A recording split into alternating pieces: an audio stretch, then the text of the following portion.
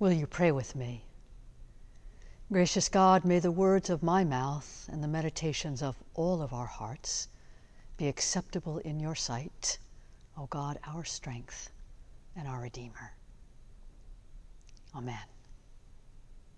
The psalmist describes a world in chaos, a world convulsing in paroxysms of violence and instability. The psalmist sees a mutable earth, mountains trembling, oceans surging and menacing, the nations staggering and tottering. The psalmist describes a world gone awry, off kilter, a nightmare of chaos, insecurity, and peril. It's apocalyptic, cataclysmic. It's tsunami and earthquake, ferocious wildfire, hurtling hurricane, and glacier in radical retreat. It's the cruelty of war and the brutality of terrorism. It is stealthy pandemic, suffocating racism, and the direst poverty all at once. And yet, in the very midst of this, as if from the eye of the hurricane, the psalmist rises, fills his lungs, raises his voice, and sings this song, this hymn, proclaiming, God is our refuge and strength, a very present help in trouble, therefore we will not fear. The man, the psalmist, who boldly stands and serenely sings while paroxysms of violence convulse around him, he is no ordinary man. And that which inspires and steadies him is no ordinary faith. And the best comparison I can think of, the best way of understanding this man's courage and this man's faith, the faith and courage of the 46th Psalm, is Martin Luther King Jr.'s final speech, his I've been to the mountaintop speech. In that speech, King announces to all the world his lack of fear. King's serenity that night is both eerie and awesome, akin to the serenity of the singer of Psalm 46. Like the psalmist, King is no ordinary man, and that which inspires and steadies him is no ordinary faith. King's world, too, is coming apart at the seams. He is hated. His life is regularly threatened. His people arrested, jailed, beaten, even killed with impunity. He has every reason to be terrified for himself, for his family, for the movement, for his people, for the cause of justice. King and his family receive death threats and bomb threats. So worried is he by the repeated threats to his life and family, he applies to the sheriff's department for a gun permit for his security guard. The permit is denied. King is stabbed in the chest, deeply stabbed, with a 7-inch letter opener. A cross is burned on the lawn of his home. A shotgun blast is fired through his windows. His home is bombed.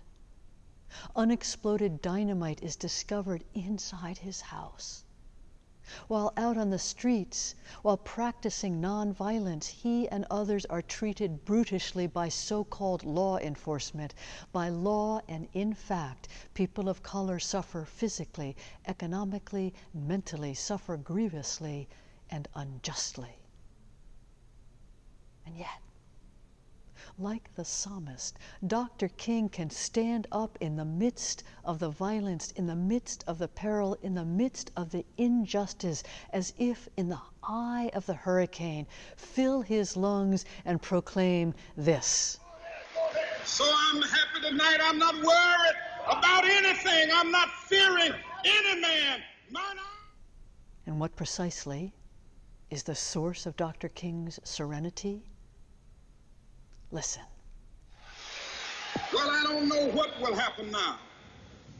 We've got some difficult days ahead. But it really doesn't matter with me now, because I've been to the mountaintop. I don't mind. Like anybody, I would like to live a long life, longevity, has its place. But I'm not concerned about that now.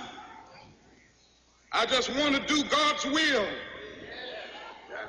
And He's allowed me to go up to the mountain. And I've looked over and I've seen the promised land. I may not get there with you, but I want you to know tonight that we as a people will get to the promised land.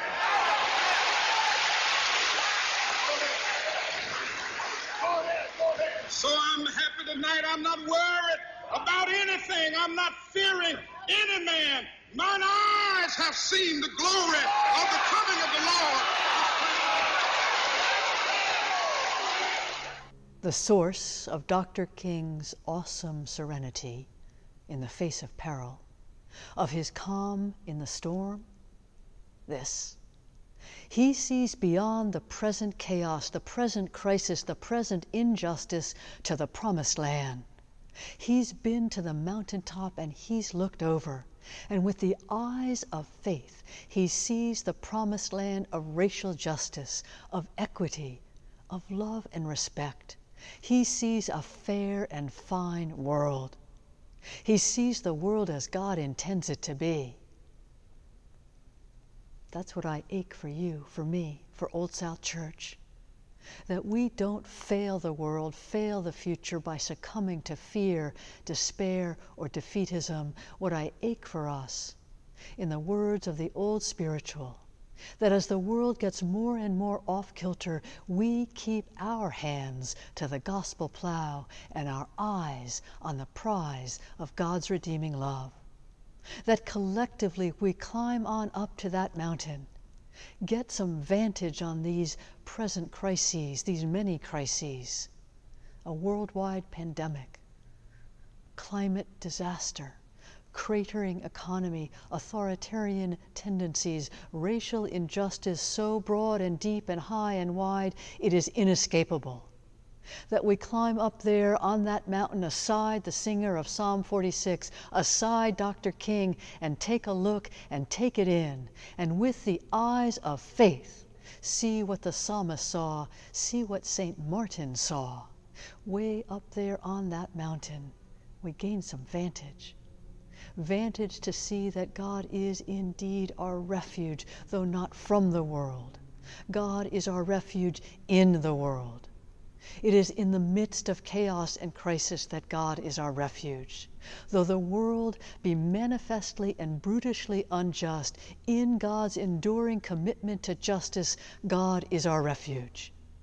Though the world be riddled with sin, as the upholder of righteousness, God is our refuge. Though the world be unmerciful, God's mercy is our refuge. Though we ourselves be mortal, finite, limited, God is our refuge in the promise and expanse of eternity. Despite the breast-thumping, weapon-amassing, the scheming and deceiving of the world's thugs and potentates, God is our refuge as the sovereign, creator of heaven and earth, author of the universe, whose word alone is true. The world needs you now. It doesn't need your despair, it needs your Christian hope, your Christian vision, and your witness. The world doesn't need your fear, it needs your courage. It needs you to uphold the vision of God's realm of justice no matter what. Keep your eyes on the prize. Maintain a space of mercy in this merciless world.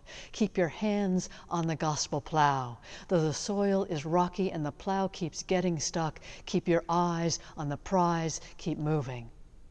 The world needs you to uphold righteousness in a cynical, might makes right world. Keep your eyes on the prize.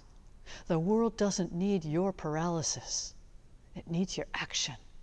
Your vote, your phone calls, your activism and agitation, your acts of love and courage and witness. Keep your eyes on the prize and your hand to the gospel plow. You are no ordinary people. Ours is no ordinary faith, no ordinary God. So rise up, people, rise, stand tall, stand firm, fill your lungs and proclaim what you too are given to see. It is God who is our refuge and strength, a very present help in this trouble. Therefore we will not fear. And then, good people of our good God, for Christ's sake, get on with it. Keep your hand to the gospel plow. Amen.